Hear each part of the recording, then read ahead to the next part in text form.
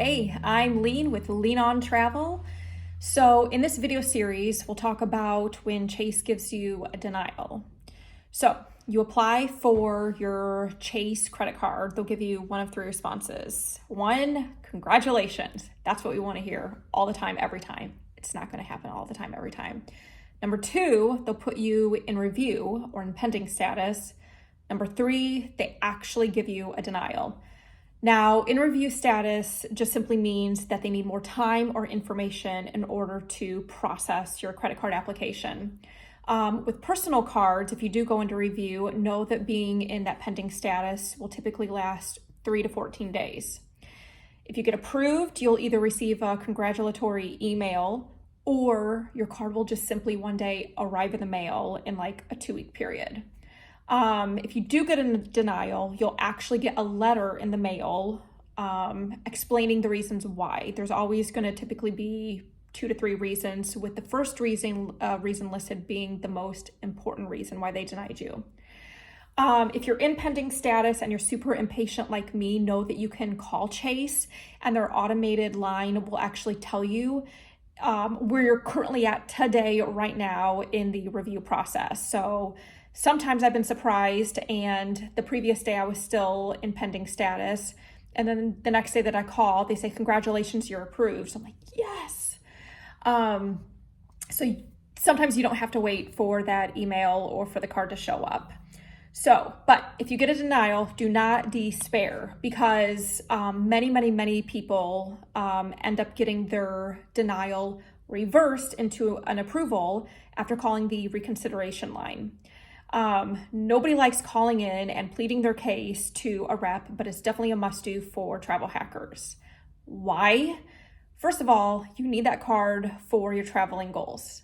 Number two, you cannot apply for another card for 30 days minimally. Number three, credit inquiries count for about 10% of your credit score, so we don't want that small little ding to go to a waste.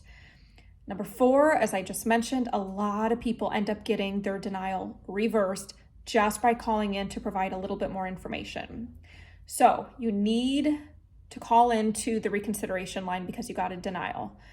First thing that you're going to do is make a little cheat sheet. Your cheat sheet is going to have like your household income, your personal income, your household income, general household expenditures, and any debts that were just paid off, but it was too soon to be reflected in your credit report. Number two, have a reason listed for why you want this card. So try to not mention you want this card because of the welcome offer, the sign-up bonus. Instead, look up the card to see what one or two intriguing benefits are of this card. So you'll say, I really want this card because of the travel insurance or because of the free checked bags. If it's a co-branded card, you could just simply say, I plan to spend a nice chunk of change at this brand, this airline, this hotel coming up soon. Step number three is actually calling the reconsideration line. Tell them, as soon as you get them on the phone, you'll say, I recently applied for a card and was not approved for it, and I was hoping to get a reconsideration. They'll transfer you to a rep. When the rep comes on, you'll say that again, and they'll typically just simply ask you some basic information. Was this you that applied for this card? Can you verify for me what your household income is? Sometimes you can just put out there and saying, hey, I already have this existing Chase credit card. Is it possible to transfer some of my credit limit from this old card to this new card? That can work. Again, you'll want to mention to them, I was really bummed to get a denial because I really wanted this card for this perk. Just put it out there. Do not wait to be asked why you want this card. Just put it out there. Number one rule though, just be super casual and polite and friendly. Talk to them like a friend or a coworker. And then typically just within 3 to 4 minutes, you will have either a congratulations. They could continue to deny you, or they could put you back in the pending status. They'll just say someone else will be making the final decision within the next 7 to 14 days. Even if you receive yet another denial, many travel hackers still have had success with calling again 2 or 3 times. Now, sometimes you will get denied due to a specific application rule, meaning you're not qualified to get this card. For example, you already have the Chase Sapphire Preferred and you're trying to apply for the Reserve. Well, their application rules say that you can only have one or the other. Other times you're denied because of your 524 status. Do you already have more than 5 new cards from any bank in the past 24 months? That's an automatic denial. There's no arguing about that.